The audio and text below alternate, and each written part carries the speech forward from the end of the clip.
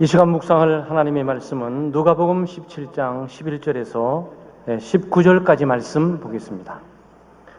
누가복음 17장 11절에서 19절까지 한 구절씩 교독하고 19절은 함께 한 목소리로 낭독합니다. 예수께서 예루살렘으로 가실 때에 사마리아와 갈릴리 사이로 지나가시다가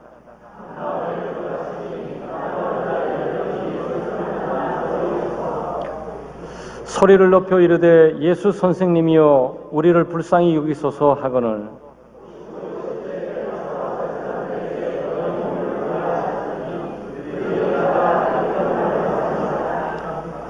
그 중에 한 사람이 자기가 낳은 것을 보고 큰 소리로 하나님께 영광을 돌리며 돌아와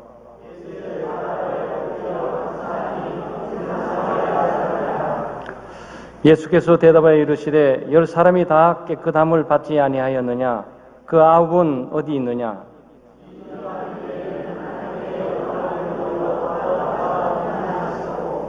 그에게 이르시되 일어나 가라 내 믿음이 너를 구원하였느니라 하시더라. 아멘.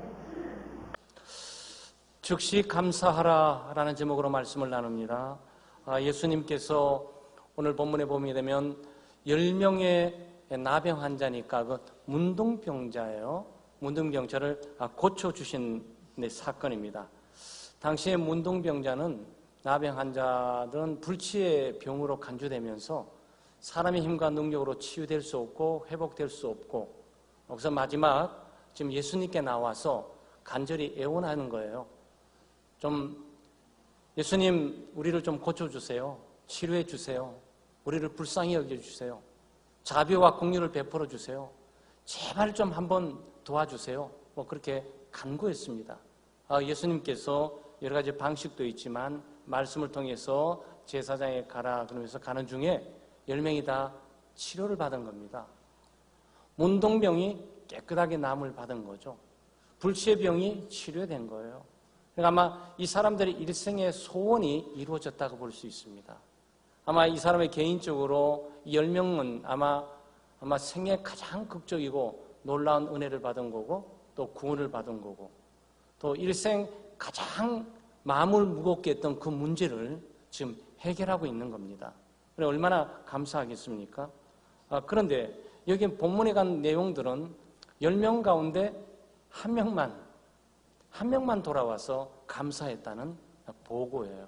예수님이 좀 답답하셔가지고 9명은 도대체 어디 갔냐 하면 이렇게 물어보는 이게 장면입니다. 그래서 본문을 통해서 우리가 즉시 항상 매 순간 감사하자라는 제목으로 나눴습니다.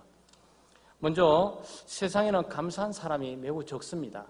뭐 통계적으로 우리가 다 나눠볼 수는 없지만 로마서 1장에 예수를 믿지 않는 사람들의 세계, 그러니까 타락하고 오염된 세상의 특징 가운데 하나는 하나님께 감사치 않는 거다. 이렇게 로마서의 바울 사도가 기술을 해뒀어요. 그러니까 사람은 기본적으로 감사를 많이 해야 되는데 동물이 아닌 거 된 거 감사해야 되고 식물이 아닌 거 감사해야 되고 조류가 아닌 걸 감사해야 되고 하나님의 형상을 받은 인간이라는 존재 자체만으로 감사해야 되는데 타락하고 오염된 죄인은 감사하지 않는다. 이렇게 특징을 갖고 있습니다. 그래서 다행히 그나마 10명 가운데 한 명이라도 와서 감사했으니 얼마나 다행입니까? 본문이 우리들에게 정해주고 있는 것은 사실 감사한 사람이 그렇게 많지 못하다. 그러죠. 10분의 1만 감사를 하는 거죠. 10명 가운데 한 명이면 100명 가운데 10명 정도, 1000명 가운데 100명 정도만 감사할 뿐이다. 그 정도도 사실 감사하죠. 감사할 수 있는 사람이 있는 것만으로 감사한데 어쨌든 10명 가운데 똑같은 상황, 똑같은 조건, 똑같은 치유, 똑같은 회복, 똑같은 은혜, 똑같은 결과를 가졌는데 9명은 감사하지 않고 1명은 와서 감사를 했습니다.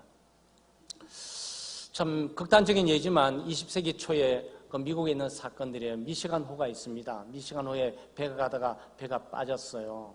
풍랑을 만났든지 자초해서 빠지면서 사람들이 죽어가는데 한 신학생이 뛰어들어가지고 17명을 구원한 사건입니다. 그 17명을 구원하고 난 다음에 아마 그때 그 여파로 말미암아 영향으로 몸이 약해지면서 뭐 물을 많이 마셨다든지 아니면 기진맥진하면서 무슨 문제가 있었다든지 거기로 사람이 누워서 좀 응급실에 한 며칠간 있다가 죽었어요. 그런데 17명 가운데 한 명도 찾아 안 왔다. 한 명도 찾아오지 않았다. 아니 찾아온 건 큰육 두고 감사한 사람이 아무도 없었다. 그런 내용이 한번 실렸습니다. 그럼 이 세태를 극단적으로 표현하고 있긴 하지만 자기 살기에 바빠가지고 살기 전에는 살려달라고 애원하는데 일단 살고 나게 되면 체인지 마인드에서 마음을 바꿔서 다른 길로 가버리는 거죠. 한 신학교에서 있었던 얘기도 하고 또 뭐 우리가 기독교적인 내용들이니까 이게 뭐 극단적인 얘기이기도 하죠. 그 신학생이 졸업을 해야 되는데 졸업을 하려면 논문을 다 제출을 이렇게 해야 돼요. 논문을 제출해야 되는데 논문을 제출하지 못하는 거예요. 이 친구가 졸업을 못하게 되면 이 큰 인생에 지장이 좀 있으니까 교수님이 너무나 안타까워 딱 해서 내가 논문을 좀 도와줄게. 그래서 논문하는 문제를 1년 동안 연기하도록 내가 총장 학장에게 얘기하겠다. 그래서 총장 학장에게 허락을 받아서 이 친구는 1년 동안 시간을 더 줘서 논문을 쓰도록 하자. 그래서 교수님이 논문을 열심히 도왔어요. 돕고 근데 논문을 체크할 때마다 학생이 좀 늦고 또 지각도 하고 뭐 우여곡절 끝에 어떻게든지 논문을 만들어서 졸업 바로 한 일주일에 제출해가지고 가까스로 졸업을 하게 됐습니다. 아니 교수님이 최소한 졸업식장에서 그 친구를 만나서 교수님 감사합니다 인사 한마디 들을 줄 알았는데 그 친구는 자기 얼굴도 안 보고 졸업장 받아두고 그 다음 사회를 나가서 그 다음에 소식을 끊었다는 거예요. 아마 모든 사람이 그런 건 아니에요. 그렇지만 극단적인 이 세태를 보면서 야 그런 거 하나 감사를 안 하냐. 뭐 선물은 없을지라도 교수님 너무 감사합니다. 이 졸업장은 교수님 덕분에 탄 겁니다. 교수님의 감사한 도움을 잊지 않고 제가 목회 전선에서 열심히 한번 목회해 보겠습니다. 뭐 말 한마디 하면 되는 거 아니겠어요? 아니 뭐 그 정도까지 거창하게 인사 안 할지라도 교수님 너무 감사합니다. 도와주셔서 감사합니다. 교수님 너무 실망한 쇠퇴 글들이 이렇게 올라와 있단 말이죠. 사실은 여기는 9명도 마찬가지 아니겠어요? 예수님께서 감사 인사 받기 위해 또 구해 주셨다고 생각하세요? 그렇지는 않습니다. 예수님이 계산을 딱 짜가지고 이 친구들 굉장히 절박하군. 이 친구들을 도와주게 되면 분명히 감사로 오게 될 거야. 그럼 나도 보람이 있고 뿌듯하고 얼마나 좋겠어? 감사 정도는 좀 표현하겠지 싶어가지고 예수님께서 구해 주셨겠습니까? 아니에요. 예수님은 감사를 받기 위해서 한 것이 아니고 그냥 불쌍하고 긍휼히 여길 뿐만 아니라 본인들이 그렇게 와서 요청을 하고 애원을 하니까 딱 해서 예수 그리스도께서 자비와 긍휼을 베풀어 주신 거죠. 예수님은 전혀 감사에 대해서 기대하지 않았을지라도 도의적인 측면에서 기본적인 상식선에서 내가 도움을 받았으니까 감사하다. 치료를 받았으니까 감사하다. 필요를 공급받았으니까 감사하다. 네, 이 정도는 해야 되지 않냔 말이죠. 그럼 예수님께서 다 안 오셨으면 아마 다 한 명도 다 안 와서 안 물어봤을 거예요. 그러나 한 명만 달랑 나타나니까 아니 이상한데 10명 다 치료했을 텐데 9명은 어디 갔냐? 지금 물어보고 계신단 말이죠. 그러니까 저희들은 최소한 9명에 속해 있는 사람이 돼서는 안 되고 1명 속에 속해 있어야 됩니다. 프로테즈 10% 속에 속해 있어야죠. 예수 믿는 사람으로서 이 시대에 감사하는 일들이 많이 적습니다. 이 적은 기회에 감사하는 삶을 우리가 훈련하고 습관화하고 우리 살아가야 되겠습니다. 아마 이분들에게 있어서 뭐 그렇게 바빠서 못 온지는 모르겠지만 물론 9명이 왜 못 온지는 말하고 있지는 않아요. 나름대로 사정이 다 있을 수가 있었겠죠. 그렇지만 인생 가운데 불치병이 치료되고 있는 이 현장보다도 더 중요한 의미가 어디 있겠습니까? 여기에 대한 관심을 가지고 이 치료의 목적을 또 치료해 주시는 분에 대해서 감사하는 것 이상으로 긴급하고 중요한 일이 어디 있겠어요? 아무리 바빠도 감사해야 되지 않겠습니까? 혹시 우리 교도들 가운데 뭐 최근뿐만 아니고 뭐 도움을 받았던가 뭐 시간이나 물질이나 또는 재능이나 또 심지어 격려나 위로나 도움을 받기도 하고 또 위로를 받기도 하고 체험을 받은 사람이 있으면 감사를 표현하세요. 네, 감사를 표현하시면 돼요. 뭐 거창하지 않아도 됩니다. 그냥 감사합니다. 너무 고마웠어요. 한마디 하면 되잖아요. 그냥 카톡 있습니다. 요즘 문자 있어요. 또 약간 더 정성을 들인다면 요즘 뭐 이메일로 보니까 상당하게 그 인사하는 그 편지 용지도 뭐 다하게 이쁜 게 너무 많아요.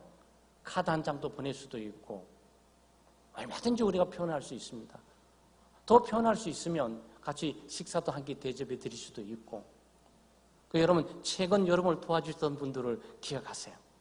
네, 그래서 하나님께도 감사하지만 사람에게도 감사하는 것은 굉장히 중요합니다. 그래서 부모님이시든지 또는 남편이든지 아내이든지 또는 형제, 자매이든지 직장 동료이든지 학교의 선배이든지 교회 교우들 가운데 장로님이든지 권사님이든지 따뜻하게 와서 격려하고 위로해 주신 분들 많이 있죠. 네, 그런 분들을 향해서 짤막한 문자를 이번에 한번 해보는 거죠. 추수감사 주간을 맞이해서 뜬금없이 날마다 감사하다 그러면 그거 참 좋은 건 없는데 너무 남발하다 보면 감사의 의미가 약해질 수 있으니까 이런 기회를 통해서 감사 1년 쭉 해서 집사님 감사합니다. 우리 선교 회원님 무슨 우리 회원님 또는 우리 무슨 우리 뭐 권사님 너무너무 감사합니다. 문자 한번 보내보세요. 문자를 받는 기쁨과 보람도 뿌듯하지만 문자를 주는 이것도 굉장히 좋습니다. 그래서 감사가 줄어져가고 감사가 약해지는 시대 가운데 풍성한 감사나 우리 교우들 되시기를 주의 이름으로 축원합니다. 즉시 감사해야 됩니다. 여기 감사로 온 문둥 환자 치료받았는데 즉시 돌아왔다는 게 참 의미가 있어요. 이 삶을 살다 보면 이 타이밍이 중요해요. 타이밍. 감사합니다 이거 하고요. 1년 지나고 난 다음에 깜빡 미안 그때 감사했어요. 이거 하고는 각도가 완전히 달라집니다. 선물을 받을 때 받는 즉시 감사, 도움을 받는 즉시 감사. 이것도 훈련이고 이것도 습관이에요. 예, 감사하는 것들을 습관해온 사람들은 감사가 밀려지지가 않아요. 감사를 쌓아놓다가 한꺼번에 하려고 그러면 참 복잡하고 힘들어요. 그 모든 사람 다 기억도 잘 안 나요. 그러니까 우리의 삶은 짤막짤막하게 즉각 하는 게 좋아요. 그 타임을 잘 맞추는 거죠. 여러분 부모도 그렇지 않습니까? 어머니나 아버지가 자녀들을 도와주게 될 때 바로 도와주는 그 20분, 30분 이후에 딱 나가서 생각해보니 아버지, 어머니 너무 고맙습니다. 이렇게 하면 그 현장이 생생하게 드러나는데 까맣게 잊고 있고 그러면서 엄마 아빠가 쟤 왜 감사 안 해? 라고 지켜보고 있는 건 아니지만 참 섭섭하다. 아이가 말 한마디 하면 이 부모님의 위로가 참 될 텐데 그리고 어느 날 갑작스럽게 옆구리 절받기식으로 뭐 아버지한테 들었는지 어머니한테 들었는지 참 아빠 깜빡 잊었어요. 좀 몇 개월 전에 했던 거 감사해요. 그건 뭐죠? 이미 사이다에 김이 다 빠져버렸어. 사이다를 딱 딸 때 그 뿅 그러면서 그 바글바글 거리면서 그 탄산이 음료가 시원하게 타면서 입에 탁탁 쏘는 맛이 있어야 되잖아요. 그냥 탁 따놓고 그냥 며칠간 묵혀뒀다가 먹으려니까 맹물보다 맛없이 그냥 이렇게 되는 거예요. 이 타이밍 굉장히 중요합니다. 근데 이 타이밍을 잘 맞추려고 그러면 삶에 감사하는 삶이 습관화되어 있어요. 그런 사람들은 내 사이다처럼 신선한 맛을 가지고 살아갈 수 있어요. 그렇지 않으면 감사할 것 다 하고 감사해야 되는 말을 다 하고 감사하는 인사를 다 하면서 결국은 타이밍을 놓쳐가지고 탄산음료에 마치 김이 빠져버린 것처럼 그렇게 되는 경우가 있을 수가 있습니다. 아마 여기 있는 9명은 왜 즉시 안 온지는 잘 모르겠어요. 너무 바빠서 안 왔을 수 있어요. 근데 사실 우리가 극한 동정심을 발휘해서 인간적으로 지극히 이해해 준다는 측면에서 그래 9명은 바쁠 수 있었을 거야. 왜 그 사람이 감사를 안 했어? 왜 그 사람이 감사를 안 했겠어? 그 사람들도 감사하고 오고 싶었을 거야. 그렇지만 부득불 특별하게 바쁜 일이 있어서 못 왔겠지. 또 어떤 친구는 그럴 수 있지 않겠어요? 너무 기적적인 능력이 일어나니까 이 놀라운 기쁨과 이 감사가 감격하는 나머지 이리저리 다니면서 이것 좀 보이고 소문내다 보니까 정작 감사해야 될 사람을 잃어버릴 수도 있는 거죠. 그리고 어쨌든 여기 문둥병자 치료된 한 명은 이 즉시 와서 예수님에게 감사를 하고 있어요. 아마 아프리카의 검은 대륙, 바로 거기에 선교로 일생을 바쳤던 슈바이처 박사님을 여러분 잘 아실 거예요. 슈바이처 박사님의 자기의 그 글 가운데 하나 감사의 글이 있어요. 이 삶을 회고하면서 자기가 글을 쓴 거죠. 어린 시절부터 나는 많은 사람들의 도움을 받고 컸다. 그러나 그때마다 감사를 표현하지 못하며 자랐다. 내성적인 성격 탓도 있었지만 감사 표현에 대한 교육을 받지 못한 배경도 있었다. 나를 도와준 그 많은 사람들 중 대부분은 내가 충분히 감사를 표현하기 전에 세상을 떠났다. 이것을 생각하면 가슴이 아프다. 감사 표현은 잠시도 주저하거나 보류해야 될 일이 아니다. 그때 바로 표현해야 한다. 그렇지 않으면 후회한다. 그런 거죠. 즉시 감사하세요. 우리 자녀들 엄마 아빠에게 감사하게 될 때 즉시 하세요. 근데 형제끼리도 마찬가지고 이걸 보류해주고 또 밀려놓는다 그래가지고 우리가 감사할 수 있는 기회가 내게 온다고 어느 누가 보장할 수가 있습니까? 그러니 오늘 저기 있는 한 명, 바로 문둥병의 치료를 받고 즉시 와서 감사한 바로 문둥병자처럼 즉시 감사하는 그런 교우도 되시기를 주의 이름으로 축원합니다. 즉시 감사하게 되면 더 큰 감사의 은혜를 얻게 됩니다. 사실은 은혜 위에 은혜라는 게 있잖아요. 그 은혜만으로 충분합니다. 사실 은혜라는 단어는 은혜만으로 충분해요. 근데 은혜 위에 은혜가 되면 어떻게 되겠습니까?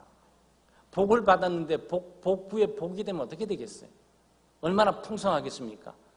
그런데 감사하는 생활을 하고 즉시 감사하게 되면 그 감사 위에 더 큰 감사가 있게 돼요. 더 큰 감사의 조건도 생기게 되고 더 큰 감사할 일이 생기게 되는 거죠. 오늘 한 명이 와서 지금 한 명하고 9명 뭐가 다릅니까? 10명 다 똑같이 문둥병이에요. 10명 다 똑같이 예수님에 의해서 예수님께 다가갔어요. 10명 다 똑같이 자신들의 상황을 주님께 아뢰었어요. 살려주십시오. 도와주십시오. 불쌍히 여겨주십시오. 치료해 주십시오. 거기까지 똑같아요. 그리고 그들이 갔던 방향도 같고 예수님께서 그들이 치료했는 것도 어떤 누구도 편애하지 않고 똑같이 똑같은 광도, 똑같은 퀄리티, 똑같은 시간, 똑같은 환경 속에 치료해 줬어요. 여기까지는 같아요. 여기까지는 같아요. 그런데 여기 돌아온 이 한 명의 치료받은 문둥병 환자는 돌아오지 않는 9명과 뭐가 다릅니까? 여러분 뭐가 다른 것 같아요? 많이 달라요. 많이 다릅니다. 첫째는 예수님을 한 번 더 보는 거죠. 예수님을 한 번 더 보는 거예요. 그리고 예수님과 한 번 더 개인적인 밀접한 대화를 지금 갖게 되는 거죠. 그렇죠? 그리고 둘째는 예수님께서 말씀하신 이 사람 이외에 영광을 돌리는 사람이 없다라고 전부 청중들 앞에서 이를 칭찬하는 거예요. 그 자리에 없었다면 칭찬 못 받을 사람이 그 자리에 있어가지고 괜히 칭찬을 받으면서 이 한 명의 문둥병 환자 과거에는 고통스러워 괴로운 가운데 살았지만 와서 빌고 기도함으로 기도 응답을 받아서 치유되고 회복됐는데 이 회복된 사실을 너무 고마워서 하나님의 교회에서 예배 드리고 있어요. 얼마나 훌륭한 사람입니까? 하나님께 영광 돌리는 삶입니다. 이렇게 소개시켜 줬어요. 뭐 당연한 일 가지고 그런 큰 은혜 받아가지고 돌아와서 감사하는 것은 뭐 당연한 거 아니겠어요?